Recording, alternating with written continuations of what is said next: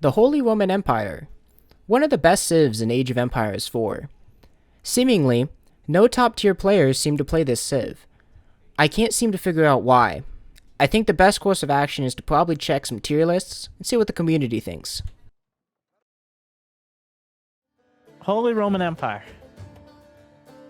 Honestly, kind of feels like Chinese to me, where there's a lot of cool things, but they don't really have any significant early game eco bonuses. I don't know. I feel like they're a solid B tier. They're definitely not top tier. We'll see. We'll see as people. All of this is we'll see, obviously. So let's talk about the next civilization. It is the Holy Roman Empire. It's going into the B tier.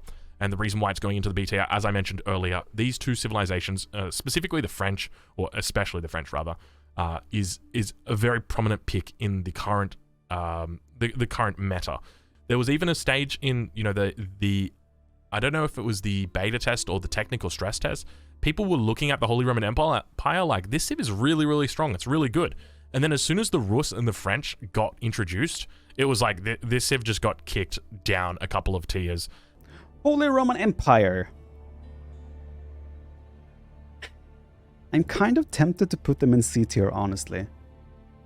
I feel like they're possibly the worst civ in the game right now. I could maybe make an argument for them B tier next to Delhi and Chinese. But at the same time, I feel like they are just struggling. I'm gonna leave them there for now. But I feel like they also would be completely fine in B tier. But at the moment, I feel like Holy Roman Empire is the worst civ in the game. I mean, they do have nice eco with the Prelate and whatnot. But I feel like they do lack a little bit of options. Although, when I'm talking, I'm realizing they do have pretty much every option as every other civilization. I don't know, it's just something that feels a bit off with Holy Roman Empire. Maybe they should be B tier. I'm gonna commit on a C tier just to say that I think this is the worst civ in the game right now, but I still think they could be easily B tier. Oh boy, what do we do with the HRE? Well, there's been two strategies that the community has figured out. For the first strategy, you take a bunch of rams, you take a bunch of men-at-arms, and you just start fucking wailing on the landmarks and you hope you win. The second strategy is to go 2TC and defend and play the country as it's supposed to be played, as a defensive nation that's able to hold off and withstand attacks, to then field strong counterattacks with their men-at-arms, thanks to their strong economy back home due to the Prelates. So Prelates are supposed to be these expensive, high-value, very fragile units that are supposed to boost the efficiency of villagers. Once the Castle Age rolls around, they're able to collect relics to not only increase the defense of the Holy Roman Empire's emplacements, but can also play towards the economy to be able to store the relics into monasteries or their Castle Age tech, cathedral. I don't know the actual name of it, but they're supposed to be very versatile. They can also heal units in combat whenever they decide to not walk into the enemy army and just die. They can also convert units if they're holding a relic, but most of the time that's a very high risk strategy. So you might be thinking to yourself, Egg, other than them being vulnerable, what's the downsides? Well, Prelates have to be built in a TC until Castle Age, when you can build them out of monasteries, meaning you have to sacrifice production time of a villager to get a prelate. Realistically, as long as the prelate's influencing 4 villagers, or like grabbing a relic or something is just not idle, it will be able to pay for itself, as it gains more value as the match goes on, as long as it's doing something. The downside is the meta, as of right now, is very heavy in feudal aggression. So Prelates being fragile and the Holy Roman Empire not having the greatest counter to knights or early knights. The men-at-arms are good against longbowmen, but longbowmen can snipe off villagers from a distance. They can also force villagers off of wood lines, off of mining camps, and they can make those villagers idle, making you, in turn, the Holy Roman Empire, lose resources because of the forced idle time. Yes, I could go horsemen and use the horsemen to be able to zone off the early archers, but then the English can respond with pikemen, so then I would eventually have to go men-at-arms, so it's easier just to go men-at-arms and try to position the army as best as possible to defend off the longbowmen. So, you might be thinking again, Egg, what is the point of this? Why are we just discussing random things about the HRE? Well, I am an HRE main. I'm a dedicated man to my civilization. Germanic, even though I have absolutely no German whatsoever in any of my heritage. I have gone out of my way to create a spreadsheet and try to create as much of a comprehensive guide on what the fuck I'm supposed to do and what we're supposed to do against all of these people who can't play the HRE, the most skillful race.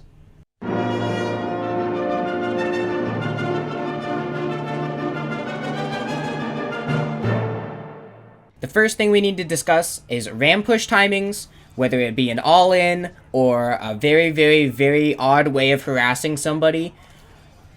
Don't do what this guy did and ram push somebody at 18 minutes. Even though it looks like I'm losing this game, I actually come around to win this game because he wasn't able to kill all my landmarks. He invested too much into this push, wasn't able to recover.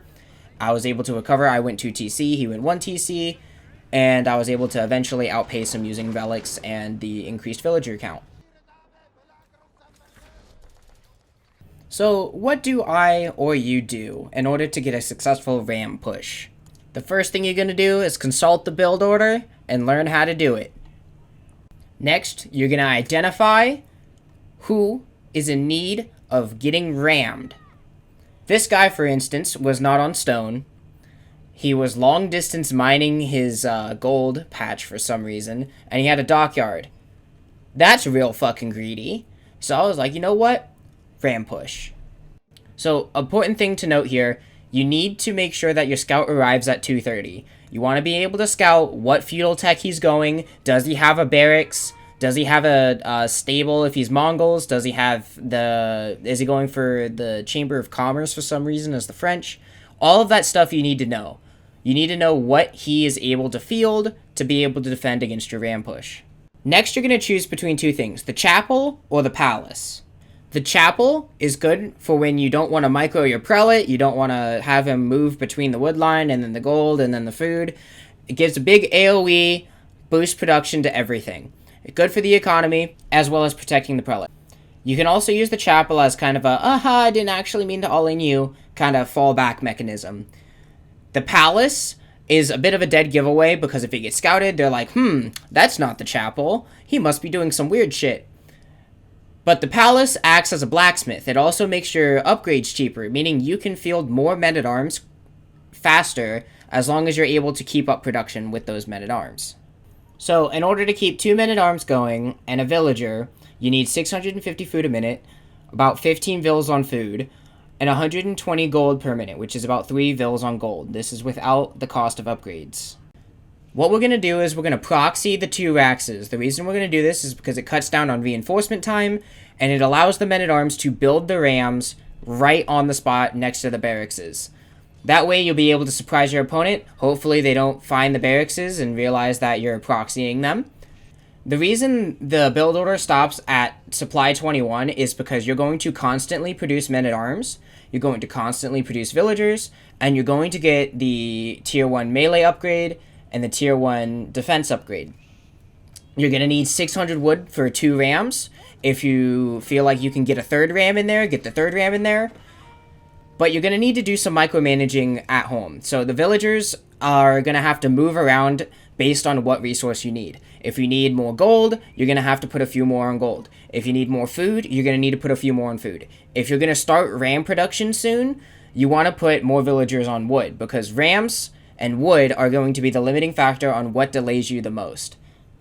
You're going to need to start ram production at 9 minutes. The reason you want to start it at 9 minutes is so that your rams show up at 10 minutes. If you're not quite there, delay it to 10 minutes, hit at 11 minutes. If you're still not there, hope to God that your opponent hasn't aged up to castle, and delay it to 12 minutes. But it has to hit within that 9 to 12 minute time window, because if it doesn't hit in that time window, your opponent can get crossbows and counter your men-at-arms. Once that 10-minute mark comes around, you're going to push in with your rams, break through whatever defensive wall he may have, and you're going to target either production buildings, if he has production buildings, or landmarks. If you can take the production buildings down, he won't be able to retaliate with anything but villagers. And if you have men-at-arms can slaughter the villagers before they kill the rams. And if he doesn't have a production building, you're then going to target the landmarks, so that way you win the game.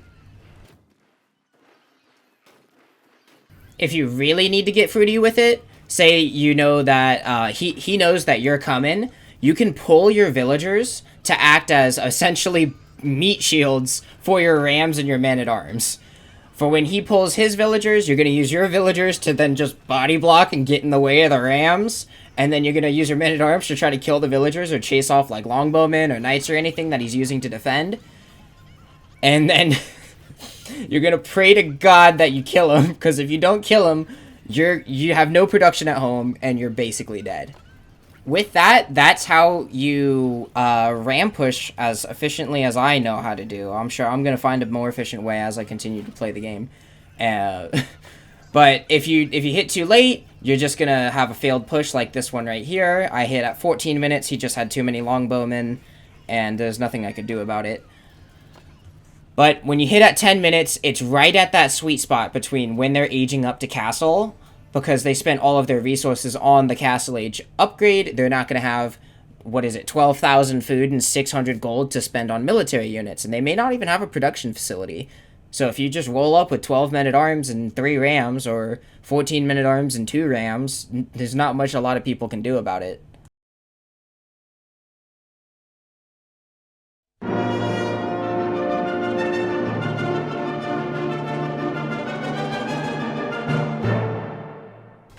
So playing on the defense is a counter towards the French, the Mongols, and the English. Sometimes the Rus, but mostly just those 3. The reason that you're going to have to play defensively against the French and the Mongols is because they get early cavalry. Whether it be scouts, horsemen, early knights, all of those things outmaneuver men-at-arms, and men-at-arms aren't the greatest at, defense against those types of units. So spearmen are going to have to play a part in your army composition, as well as your early army composition. Usually you don't have to build more than 8. The only reason you would ever have to build more than 8 is when they decide to go like 12 into heavy cav or some crazy shit, or it's just like 20 scouts roll up on the Mongols and then trying to burn your buildings. Like, that's the extreme scenarios. For the English, what I've noticed is if they're a greedy English player that's like, I'm going to go to Castle and then Imperial and I will have infinite gold and I'm a macro player, you ram push those guys at 10 minutes. For the English players that are micro intensive, that show up with 12 longbowmen at 10 minutes, I haven't figured out a way to beat them yet. I've experimented with horsemen and men-at-arms, and I've had some success with it. But realistically, I think when they show up at 10 minutes with those longbows, you're going to have towers, or I think they're called emplacements in this game, to be able to defend off the archers. And you're just going to have to chase them around with horsemen until eventually they incorporate spearmen, and then you're going to have to incorporate men-at-arms. And you're going to have to hit castle before them. You need to. It's a very delicate balance of trying to figure out how much you need to spend on your economy and how much you need to spend on defense. I haven't figured it out, and that's probably going to get its own video once I figure it out. With that being said, I'm just going to forget about the English for now. So, dealing with cavalry civs, we're going to need to make sure that we're actively scouting to see what they're up to, and we're going to need to be reactive for probably the first 12 minutes of the game. And once we hit that 12-minute mark, we should be in castle if we feel like we're safe enough to go to castle. And if we don't feel like we're safe enough to go to castle, we're going to need to react to whatever they're going. So you may need to get some spearmen. If you see that they're transitioning into archers, you're going to end up grabbing men-at-arms. And if they're going to go heavy into horse archers, you're going to look for an all-in opportunity. If they're going heavy into knights, or if they're going to do like a knight, archer, ram push or something like that, men-at-arms and horsemen, or men-at-arms, spearmen, horsemen. If you can get to castle and get Landskeet are actually surprisingly good against both of those units, assuming they don't immediately die.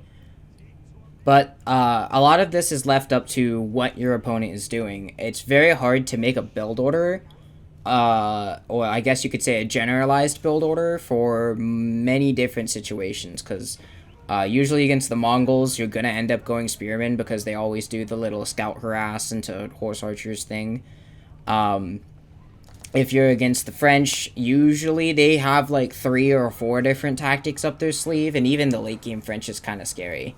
So it's really just you got to go off of instinct and experience, and really pushing your eco as far as you can, get as greedy as possible, and hope that you can defend whatever they throw at you and be able to counterattack just as the Civ was designed to do.